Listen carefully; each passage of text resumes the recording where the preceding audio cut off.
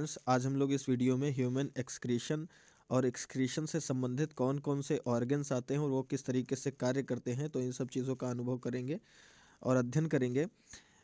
देखिए बच्चे, समस्या थोड़ा इंग्लिश हिंदी माध्यम को लेकर आ रही। हिंदी मीडियम के कुछ बच्चे कमेंट कर रहे हैं कि सर हिंदी में बताएं, तो आप बिल्कुल निश्चिंत रहिए। आज मैं दोनों भाषाओं में आपको पूरा टॉपिक एक्सप्लेन करूंगा। आप हमारे साथ में वीडियो के अंत तक बने रहें तो आप अनुभव करेंगे कि आपको पूरा एक्सक्रीटरी सिस्टम या पूरा उत्सर्जन तंत्र और इससे संबंधित कौन कौन से अंगक हैं उनका सबका अच्छी तरीके से आपको ज्ञान हो जाएगा। तो आइए स्टार्ट करते हैं। एक्सक्रीशन क्या होता है या उत्सर्जन क्या होता है, इस शब्द से स्टार्ट करते हैं। देखिए, अगर एक मनुष्य या हम बहुत सारे जीवधारियों को देखें तो सभी जीवधारियों के अंदर लगातार बहुत सारी रिएक्शंस चला करती हैं, जिन्हें हम मेटाबॉलिक एक्टिविटीज कहते हैं या मेटाबॉलिक रिएक्शंस कहते हैं। जैसे कि हिंदी में मेटाबॉलिक को आप उपापचयी अभिक्रियाएं बोलेंगे। जैसे कि ऐसे समझ लीजिए, मनुष्य लगातार कार्य करता रहता है जिसके लिए उसे एनर्जी की आवश्यकता पड़ती है, या तो इसी एनर्जी को फुलफिल करने के लिए उसके अंदर जो ग्लूकोज का अणु है वो ऊर्जा में परिवर्तित होता है या ग्लूकोज का अणु एनर्जी में चेंज होता है। तो इन्हीं सभी को हम मेटाबॉलिक एक्टिविटीज़ या उपापचयी क्रियाएं कहते हैं। तो इन उपापचयी क्रियाओं के फलस्वरूप विभिन्न प्रकार के हानिकारक पदार्थ जैसे यूरिया, कार्बन डाइऑक्साइड और भी अन्य पदार्थ जो हैं वो बन जाते हैं, जो कि शरीर के अंदर यदि रक्त में हमारे लंबे समय तक बने रहे तो वो हमें बहुत ज़्यादा नुकसान पहुंचा सकते हैं। इसीलिए इनको शरीर से बाहर निकालना, इनको अपनी ह्यूमन बॉडी से या अन्य जानवर अपनी बॉडी को बोलेंगे उससे बाहर निकालना बहुत ही ज़्यादा आवश्यक होता है। तो बस इन्हीं हानिकारक पदार्थों को शरीर से बाहर निकालने की जो प्रक्रिया है इसी को ही हम उत्सर्जन कहते हैं। इंग्लिश में कह दें कि after the metabolic activities After the metabolic activities, some harmful substances are produced and it is must that these harmful substances get excreted throughout the body। यानी यह बहुत जरूरी है कि इन हानिकारक पदार्थों को शरीर से बाहर निकाला जाए। तो बस यही एक्सक्रीशन होता है, यानी शरीर से मेटाबॉलिक एक्टिविटीज या उपापचयी क्रियाओं के फलस्वरूप बने हानिकारक पदार्थों को बाहर निकालना या हार्मफुल सब्सटेंसेस को एलिमिनेट करना बॉडी से, इसी को ही हम बस एक्सक्रीशन कहते हैं। तो शायद आप एक्सक्रीशन या उत्सर्जन ठीक तरीके से समझ गए हों। एक्सक्रीशन में देखिए मुख्य रूप से लंग्स काम करते हैं। देखिए, आप बॉडी से कार्बन डाइऑक्साइड को लंग्स के माध्यम से बाहर निकालते हैं या फेफड़ों के माध्यम से बाहर निकालते हैं। तो एक्सक्रीशन में एक लंग्स आपकी मदद करते हैं। दूसरे नंबर पर आपका किडनी, और किडनी ही हम कह सकते हैं मुख्य उत्सर्जी अंग है या मुख्य एक्सक्रीटरी ऑर्गन है। एक्चुअली किडनी के द्वारा उत्सर्जी पदार्थ के रूप में यूरिन सिक्रीट होता है या मूत्र उत्सर्जित होता है। तो किडनी मुख्य ऑर्गन है। और स्किन में आप देखते हैं लगातार कार्य करने के फलस्वरूप आप में पसीना बाहर निकलता है, तो वो भी एक तरीके का उत्सर्जन है। तो आई थिंक अब उत्सर्जन या एक्सक्रीशन क्या होता है इसको दोनों माध्यम के आप लोग ठीक तरीके से समझ गए होंगे। अब चूंकि मनुष्य के संबंध में हमें इस लेशन में पढ़ना है, इसको एक हम रोचक तरीके से पढ़ेंगे। सबसे पहले आप पेंसिल से बना हुआ ये डायग्राम ध्यान से देख लीजिए। देखिए, अगर एग्जाम में आपके एक्सक्रीटरी सिस्टम आता है तो आपको बिल्कुल यही वाला डायग्राम बनाना है। डायग्राम आपका कठिन नहीं है, आप ध्यान से देख लीजिए, 2 से 4 बार इसकी प्रैक्टिस कर लीजिएगा तो आपको ठीक तरीके से समझ में आ जाएगा।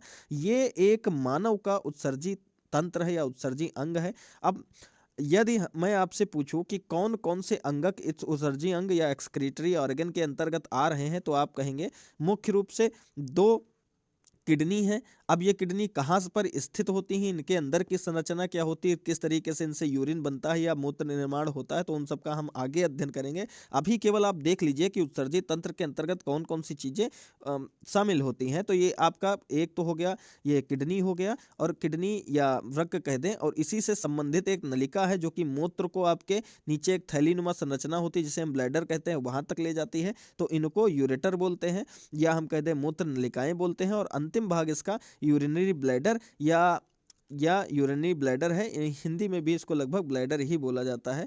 और यहाँ पे यूरेथ्रा भी, इसको यूरेथ्रा ही, हिंदी में भी यूरेथ्रा ही लिखा जाता है। ठीक है, तो ये भाग है आपका, ये अंतिम भाग है उत्सर्जी तंत्र का। तो इस तरीके से आप क्या करेंगे, एक ओवरव्यू ले लेंगे कि उत्सर्जी तंत्र के अंतर्गत हमें अपने शरीर से संबंधित किस अंग के बारे में पढ़ना है। ठीक है, अब आगे आते हैं।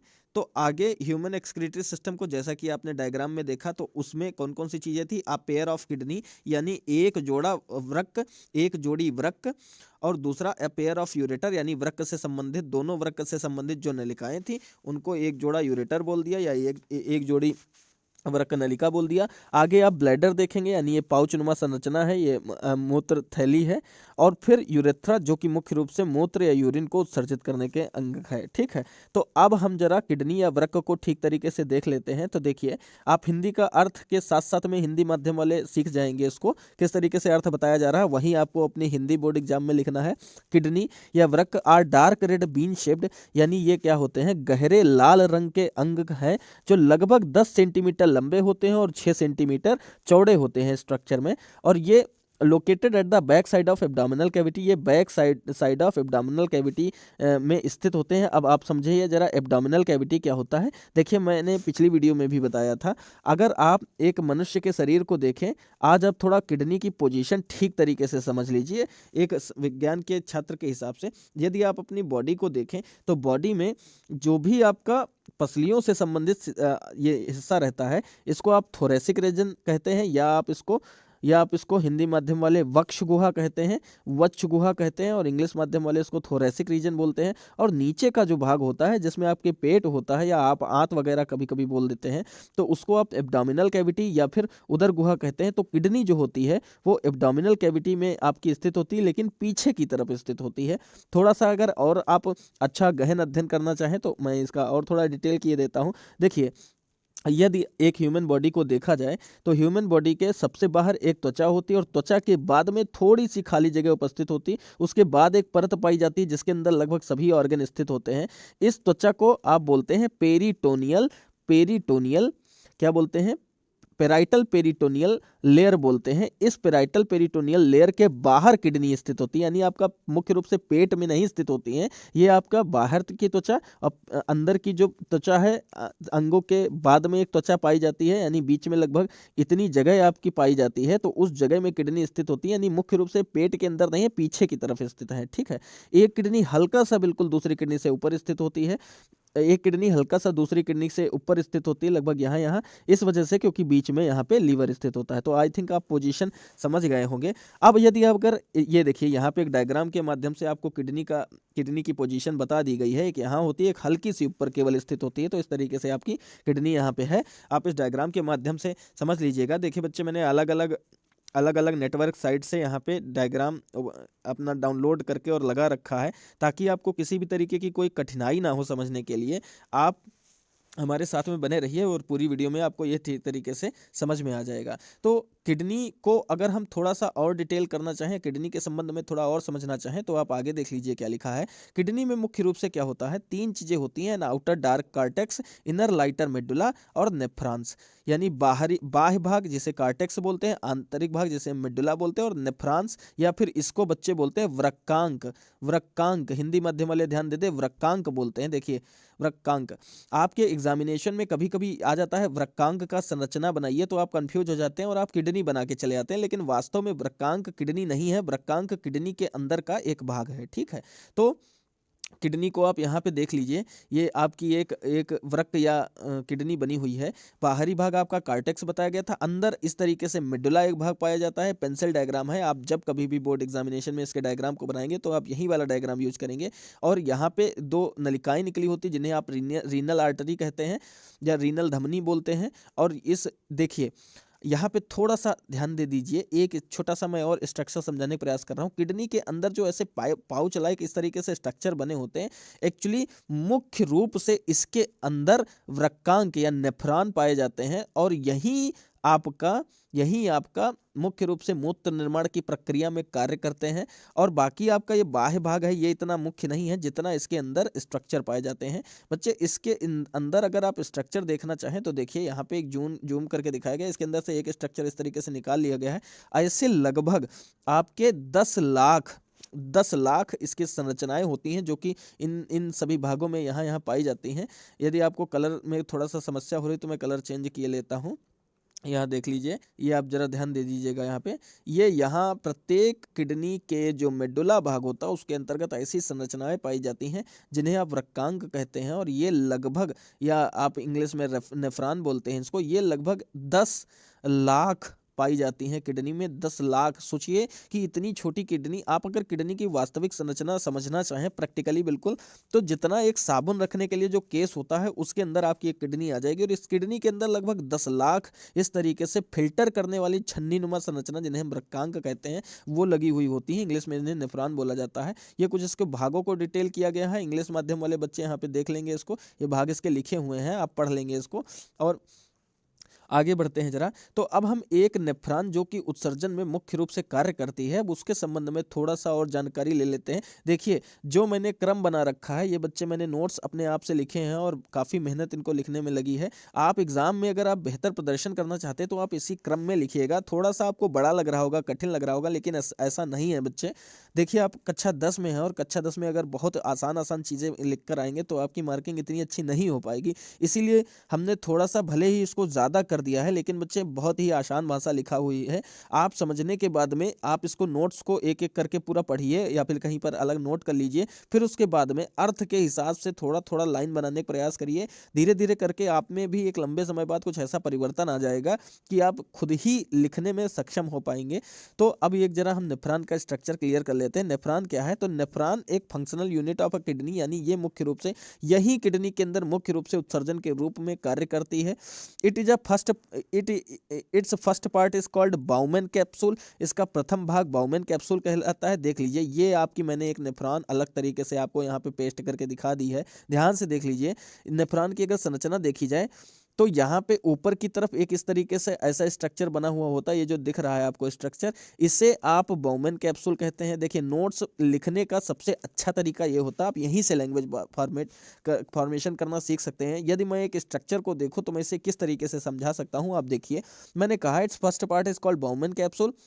Inside the Bowman capsule there are some cells, कुछ कोशिकाएं होती हैं, कुछ कैपिलरीज होती हैं। आपने अभी से पीछे वाला जो आपने ब्लड वेसल्स पढ़े थे उसमें कैपिलरीज को पढ़ा था, तो इसके बीच में कुछ कैपिलरीज भरी हुई होती है जिसे आप ग्लोमेरुलस कहते हैं। And it's it connected with an tubule, यानी एक नलिका से कनेक्ट होती है। It is connected with an tube which is rounded and expanded, जो कि बहुत ज़्यादा घूमी हुई होती है, कुंडलित होती है और आगे बढ़ी हुई होती, लंबी होती है। And later on it's move like U shape, और कुछ देर बाद ये यानी आगे चलकर यह एक यू आकार की एक संरचना बना लेती है जिसे आप हेनले लूप कहते हैं, और फिर आगे यह और कुंडलित होती है। And again it is rounded, और फिर लास्ट में ये एक और नलिका से जुड़ी होती है जिसे आप कलेक्टिंग डक्ट कहते हैं। तो आप देखिए मैंने किस तरीके से इस डायग्राम को देखकर इसकी लैंग्वेज बनाने का प्रयास किया है। आप भी बच्चे ऐसे ही बनाने का प्रयास करिए। यानी एक अगर नेफ्रॉन या वर्कांग को देखें तो इसका सबसे ऊपरी भाग बाउमैन संपुट या बाउमैन कैप्सूल कहलाता है,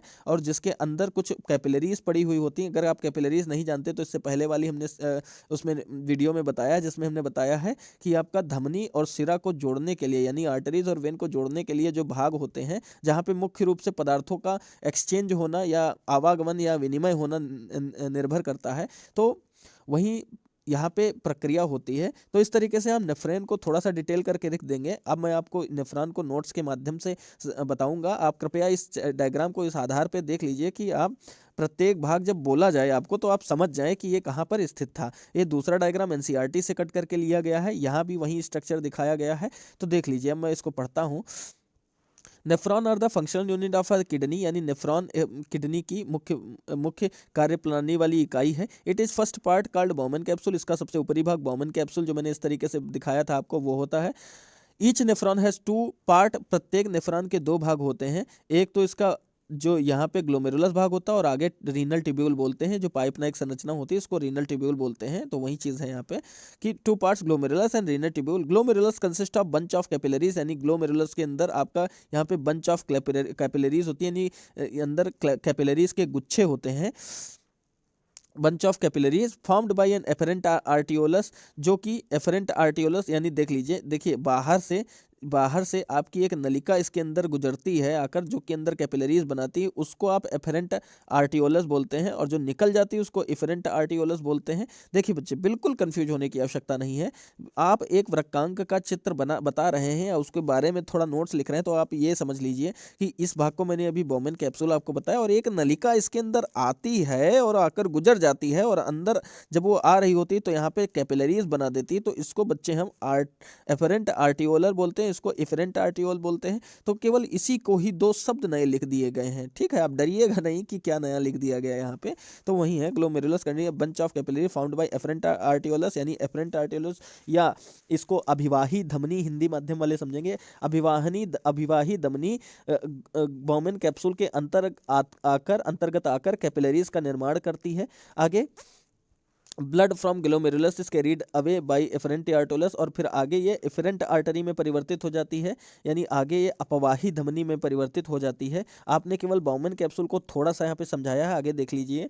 आगे Bowman capsule, the renal tubules start with a cup like structure का बोमेन कैप्सूल, यानी ये जो कप लाइक स्ट्रक्चर था, इसके नीचे जो भी स्ट्रक्चर होता है उसको आप क्या बोलते हैं, रीनल ट्यूब्यूल बोलते हैं capsule. And this enclose glomerulus, और इसी यहाँ पे क्या होता है, ये ग्लोमेरुलस भाग होता है, यानी ये ग्लोमेरुलस से भी संबंधित होती है। आगे देख लीजिए, the highly coiled structure of tubule next of Bowman capsule is proximal convoluted tubule. एक और चीज थोड़ा सा इसमें नया जुड़ गया, यानी आपने क्या देखा, एफरेंट आर्टरीज कहाँ आपका अंदर से गुजरती है, अंदर से बोमेन कैप्सूल के गुजरती है, जो ग्लोमेरुलस बनाती है। और आगे देख लीजिए, दो चीजें यहाँ पे डायग्राम में हैं आपके नेफ्रॉन से या वृक्कांग में, दो चीजें। यहाँ भाग को, जो शुरुआत का भाग होता है, इसको आप बोलते हैं पीसीटी, और अंतिम भाग को आप बोलते हैं डीसीटी। अब ये क्या नया नाम जुड़ गया है, समझ लीजिए। इसको बोलते हैं प्रॉक्सिमल कन्वोल्यूटेड ट्यूब्यूल। पी मतलब पास, यानी देख लीजिए जो शुरुआत का भाग है उसे हम प्रॉक्सिमल कन्वोल्यूटेड ट्यूब्यूल, कन्वोल्यूटेड का मतलब होता है कुंडलित यानी मुड़ी हुई, ट्यूब्यूल का मतलब पाइप लाइक स्ट्रक्चर, नलिका। तो यानी बोमेन कैप्सूल से संबंधित जो यहाँ पे सबसे शुरुआत की नली है, उसको हमने प्रॉक्सिमल कन्वोल्यूटेड ट्यूब्यूल्स, हिंदी में अब इसको कहते हैं समीपस्थ कुंडलित नलिका, यानी समीप स्थित, यानी पास में स्थित बोमेन कैप्सूल के नलिका को आप कहेंगे प्रॉक्सिमल कन्वोल्यूटेड ट्यूब्यूल या समीपस्थ कुंडलित नलिका। और ये डीसीटी, डी मतलब दूर, यानी इसको बोलेंगे, इसको डीसीटी आप बोलते हैं, यानी डिस्टल कन्वोल्यूटेड ट्यूब्यूल बोलते हैं, यानी दूरस्थ कुंडलित नलिका, यानी दूर स्थित कुंडलित नलिका। तो इस तरीके से आपने नेफ्रॉन को थोड़ा और बताया। आखिर में आपके नॉलेज को सम अप कर दूंगा, यानी पूरी एक बात में आपका रिवीजन करवा दूंगा, इसीलिए आपको समझिएगा इसको, बिल्कुल कठिन नहीं है बच्चे, थोड़ा प्रयास करेंगे तो आपको नेफ्रॉन या वृक्कांक की संरचना ठीक तरीके से समझ में आ जाएगी। आगे देख लीजिए, ये यहाँ पे नेफ्रॉन से एक यू कलर की, यू लाइन जैसा शेप बना रही है, इसको हेनेले लूप बोलते हैं। कोई चीज आपकी बायोलॉजी में अगर इस तरीके से घूमी हुई होती है तो उसको हेनेले लूप बोला जाता है। और लास्ट में कलेक्टिंग डक्ट यानी इकट्ठा करने वाली नलिका होती है, ठीक है। तो वही चीज आप केवल और केवल नेफ्रॉन के स्ट्रक्चर में डिटेल कर रहे हैं। तो यहाँ से आप लैंग्वेज पढ़ लीजिएगा, बाकी चीज़ें आपको ठीक तरीके से समझ में आ जाएंगी। आगे आप इसका अगर दूसरा भाग देखने की बात करें तो यहाँ पे हेनेले लूप, यानी जो नीचे मुड़ा हुआ भाग है, यानी प्रॉक्सिमल कन्वोल्यूटेड ट्यूब्यूल या समीपस्थ कुंडली नलिका के बाद में जो आपका यू आकार का इस तरीके से मुड़ा हुआ भाग था, उसको हेनले लूप बोलते हैं। इसके संबंध में आपको बहुत ज्यादा नहीं लिखना है। The next part of the tubule is Henle loop, यानी अगला भाग ट्यूब्यूल्स का प्रॉक्सिमल कन्वोल्यूटेड ट्यूब्यूल के बाद में हेनले लूप होता है, which has an ascending and descending limb, जिसमें एक आने वाला भाग और एक ऊपर जाने वाला भाग लगा हुआ होता है। The ascending loop continuous as a distal convoluted tubule, यानी ये असेंडिंग लूप आता है और इसके बाद में मुड़कर ऐसे जो आगे चला जाता है उसको आप डिस्टल कन्वोल्यूटेड ट्यूब्यूल बोलते हैं, ठीक है। आगे ठीक, तो आपका ये यहाँ पे नेफ्रॉन का स्ट्रक्चर क्लियर हो गया। बस आपको नेफ्रॉन में इतना ही लिखना है, यानी आप सबसे पहले जब एग्जामिनेशन में उत्सर्जन अंग के संबंध में लिखेंगे तो आप पहले किडनी का लिखेंगे, किडनी में दो भाग लिख देंगे, एक कार्टेक्स और मेडुला लिख देंगे। इनको आप विस्तार पूर्वक कार्टेक्स और मेडुला को नहीं लिखेंगे, लेकिन तीसरा भाग जो कि फंक्शनल यूनिट है जिसका नाम नेफ्रॉन या वर्कांक है, अगर उसके संबंध में आप डिटेल में लिखेंगे तब आपको ये पूरी भाग लिखने पड़ेंगे। 3 हेडिंग डालनी पड़ेंगी, सबसे पहले बोमेन कैप्सूल और हेनले लूप, और आपका यहाँ पे जो DCT, ये 3 केवल हेडिंग डाल के लिखना पड़ेगा। बाउमैन कैप्सूल में लिखेंगे आप कि ये एक तरीके से राउंडेड शेप का स्ट्रक्चर होता है और इसके अंदर ग्लोमेरुलस, ये कुछ सेल पड़ी होती हैं, कैपिलरीज जिन्हें बोलते हैं, और इस दोनों भागों को हम ग्लोमेरुलस बोलते हैं। इसके आगे रीनल ट्यूब्यूल, यानी जो पाइप स्टार्ट होती है उसको हम रीनल ट्यूब्यूल कहते हैं, जो बहुत कुंडलित होती है, और कुंडलित होती है तो इसको आप प्रॉक्सिमल कन्वलेटेड ट्यूब्यूल कहते हैं, क्योंकि ये बाउमैन कैप्सूल के पास में होती है। आगे जाकर ये एक संरचना बनाती है जिसे आप हेनले लूप कहते हैं, और फिर आगे और जाकर यह और कुंडलित होती है, यानी बहुत और राउंडेड शेप में होती है, और फिर आगे यह जाकर कलेक्टिंग डक्ट में जाकर DCT इस भाग को बोलते हैं, और अंतिम भाग इसका कलेक्टिंग डक्ट होता है। तो इस तरीके से आप नेफ्रॉन या वृक्कांग को डिटेल कर देंगे। लैंग्वेज बहुत आसान है, इंग्लिश माध्यम वाले बच्चे अगर इस लैंग्वेज को पढ़ लेंगे तो वास्तव में इससे सरल लैंग्वेज आपको कहीं भी नहीं मिलेगी। आप इसको अगर तैयार कर लेंगे, रट लेंगे, तो आप समझ लीजिए नंबर आपको पूरा मिलने वाला है। ठीक है, अब अगला भाग, अब आपने किडनी की संरचना को पूरा क्लियर कर लिया। अब अगला भाग ये आपका यूरेथ्रा, यूरिनरी ब्लैडर, ये आपका किडनी के बाद दूसरे नंबर पर भाग आता है। किडनी के बाद में ये दूसरे नंबर पर भाग आता है। तीसरे नंबर पर आपका यूरेथ्रा आता है। आपने यहाँ पे जब आप देख रहे थे, देख लीजिए इसको ध्यान से, ये 4 भाग थे। इसमें आपने सबसे पहले पेयर ऑफ किडनी को फिनिश किया। इसमें आपने क्या क्या पढ़ा? सबसे पहले किडनी का थोड़ा संरचना पढ़ा, और इसके अंदर ही आपने नेफ्रॉन का स्ट्रक्चर पढ़ा। अब आप ए पेयर ऑफ यूरेटर देखेंगे, यानी दोनों किडनियों से, अच्छा, जो भी मैंने संरचना बताई नेफ्रॉन की, वो दोनों किडनियों में अलग अलग होती है। अब दोनों किडनियों से नलिकाएं निकली होती हैं, इन्हीं नलिकाओं को आप यूरेटर बोलते हैं, और इसके बाद में ये एक जाकर एक थैले में मिलती हैं, जिसको आप यूरिनरी ब्लैडर बोलते हैं, और थैले के से जुड़ी हुई संरचना होती है जिसे आप यूरेथ्रा कहते हैं, जो कि आपने शुरुआत में इस डायग्राम में देखा था। ये देखिए, यहाँ पे आपने किडनी को डिटेल कर दिया, और इसके बाद में इसके अंदर से ये जो स्ट्रक्चर निकले हुए हैं ये नीचे जा रहे हैं। ये तो इन्हीं टिब्यूल को अब हमें थोड़ा सा पढ़ लेना है, उसके बाद में हमें इस पाउच लाइक स्ट्रक्चर को देख लेना है। ठीक है, तो अब यहाँ पे वापस आ जाते हैं। देखिए, यूरेटर जो कि आपकी 2 पाइप लाइक स्ट्रक्चर है जो कि किडनी से निकली हुई हैं। A pair of thin muscular tubules का ureter, it carries the urine from the kidney to the urinary bladder, यानी ये क्या करती हैं? यूरिन को ले जाती हैं, और कहाँ तक? यूरिनरी ब्लैडर तक ले जाती हैं।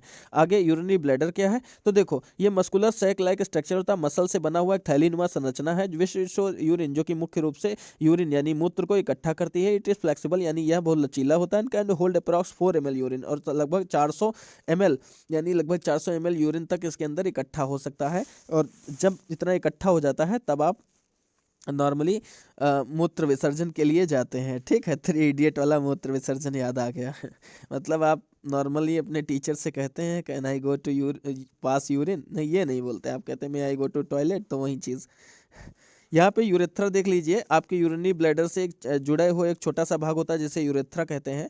ये मेल और फीमेल में थोड़ा डिफरेंट स्ट्रक्चर होता है। मेल्स की अगर बात करें तो उसमें स्पर्म को निकालने वाली, आप जनन में स्पर्म वाली चीज पढ़ेंगे, तो यहाँ पे स्पर्म केवल नाम ही आप समझ लीजिए। स्पर्म को निकालने वाले मूत्र को विसर्जन के लिए एक अंग होता है जिसे आप पीनस बोलते हैं, तो ये सेम ही नलिका में जुड़ा हुआ होता है। और महिलाओं में ये अलग होता है। महिलाओं में जो यूरिन पास करने वाली जो नलिका होती है वो डायरेक्ट यूरेथ्रा ब्लैडर से जुड़ी हुई होती है, और जबकि मेल्स में या पुरुषों में ऐसा नहीं होता है। तो यूरेथ्रा क्या है? अच्छा, यूरेथ्रा ही जब ब्लैडर फिल हो जाता है तो यूरेथ्रा एक तरीके के आपके बॉडी में संदेश भेजने लगता है मस्तिष्क को कि अब भर चुका है, अब इसको खाली करो। तो इसीलिए आप जाते हैं। तो इसको जरा पढ़ लेते हैं। This tube arises from the urinary bladder, या यूरिनरी ब्लैडर से निकली हुई होती है, help to expel urine out of the body, यानी मुख्य रूप से यूरिन को शरीर से बाहर निकालने का प्रयास करती है। इट इन मेल्स, मेल में it act the common routine of sperm and urine, यानी मेल में क्या होता है? स्पर्म और यूरिन पास करने के लिए एक ही मार्ग होता है। It open guarded by sphincter muscles, यानी स्पिंटर मसल्स एक होती है जिसके द्वारा यह मूत्र को बाहर निकालता है। ठीक है, अब देखिए मूत्र निर्माण किस तरीके से होता है। तो मूत्र निर्माण के लिए मुख्य रूप से देखा जाता है तो यहाँ पे 3 प्रोसेसेस होती हैं। पहले ग्लोमेरुलस फिल्टरेशन होता है, यानी आपने जो अभी यहाँ पे ग्लोमेरुलस इस तरीके से बाउमैन कैप्सूल आप पढ़ के आए हैं, उसके अंदर जो कैपिलरीज होते हैं वहाँ से ही सबसे पहले ब्लड फिल्टर होता है। इसके बाद ट्यूबुलर रीअब्जॉर्प्शन होता है, ये भी एक तरीके की एक्सक्रीशन से संबंधित प्रोसेस है, यानी यहाँ पे नलिका अंदर जो ब्लड फिल्टर करके निकलती है तो वो बाहर आगे कई जगह पर जुड़ी होती है, रीअब्जॉर्ब कर लेती है चीज़ों को। खैर, मैं इसको अभी और ज़्यादा डिटेल कर रहा हूँ, तो आप अभी केवल नाम पढ़ लीजिए और आगे इसको देख लीजिएगा। तो देखिए, ग्लोमेरुलस फिल्टरेशन फॉर्मेशन क्या होता है। तो अभी आपने नेफ्रॉन या ब्रकांक का जब स्ट्रक्चर समझा तो आपने एक ऊपर एक इस तरीके से एक स्ट्रक्चर देखा था। तो बस यही मुख्य रूप से यहाँ पे ही यूरिन के फिल्टर होने की प्रोसेस होती है। सर्वप्रथम जो एफरेंट आर्टरी यानी हमने आपको बताया था वो इसके अंदर प्रवेश करती है और इसके अंदर छोटी छोटी कैपिलरीज में बांटी हुई होती है। तो इसी के अंदर दबाव के साथ में शरीर से रक्त आता है और रक्त आने के बाद में यहीं पर छोटे छोटे छिद्रों के द्वारा रक्त छन जाता है, यानी आपका ब्लड से हानिकारक पदार्थ जो भी होते हैं वो पूर्ण रूप से इसके अंदर छन जाते हैं और छनने के बाद में इस बाउमन कैप्सूल के द्वारा अंदर ग्रहण कर लिए जाते हैं। तो यहाँ पे मुख्य रूप से आपका फिल्टरेशन की प्रोसेस होती है। ये फर्स्ट स्टेप है फिल्टरेशन का। इसमें हानिकारक पदार्थ जैसे यूरिया, यूरिक एसिड और ज़्यादा पानी की जो कॉन्सेंट्रेशन होती है या सांद्रता होती है, यानी पानी की ज़्यादा उपस्थित जो होती है वो इसके अंदर छन जाती है। इसके साथ में और भी हानिकारक पदार्थ जैसे कि कुछ अम्ल वगैरह जो होते हैं वो इसी के अंदर छन जाते हैं। यानी मुख्य रूप से आपकी छनने संबंधी सभी प्रोसेस नेफ्रॉन के इस बाउमन कैप्सूल के अंतर्गत हो जाती हैं। तो अब इस लैंग्वेज को रीड कर लेते हैं जरा। It is a primary step of urine formation, यानी यह मूत्र निर्माण का सबसे पहले प्रक्रिया है। इन दिस प्रोसेस, इस प्रक्रिया में the afferent comes inside the Bowman capsule, यानी बाउमन कैप्सूल के अंतर्गत आपकी एफरेंट आर्टरी यानी अभिवाही धमनी आती है, क्रिएट अ प्रेशर, जिससे एक दबाव पड़ता है और जिससे क्या होता है कैपिलरीज के माध्यम से आपका जो हार्मफुल सब्सटेंसेस जैसे ये सभी चीज़ें हैं ये सब छन जाती हैं और इसके साथ साथ में कुछ जरूरी चीज़ें भी इसी के अंदर छन जाती हैं। तो आप ये समझ लीजिए अभी आपके बाउमन कैप्सूल में क्या हुआ, यहाँ पे क्या हुआ कि यहाँ पे यहाँ पे हानिकारक पदार्थ तो छने, इसके साथ में जरूरी चीजें जैसे ग्लूकोज वगैरह भी चला गया। ग्लूकोज हमारे शरीर में ऊर्जा में परिवर्तित होता है, इसलिए यह शरीर के अंदर बहुत आवश्यक है। तो इसीलिए यहाँ पे अगली और प्रोसेस होती है जो आगे ट्यूब होती है, जो कि पाइप बाउमन कैप्सूल के बाद जो पाइप नुमा संरचना थी वहां पर एक प्रोसेस होती है जिसको आप ट्यूबुलर रीअब्जॉर्प्शन बोलते हैं। यहाँ से जो नलिका आती है एफरेंट आर्टरी, वो आगे अपवाही धमनी जो है वो आगे जाने के बाद में छोटी छोटी पाइपों में बट के और इसी के ऊपर लिपटी रहती है।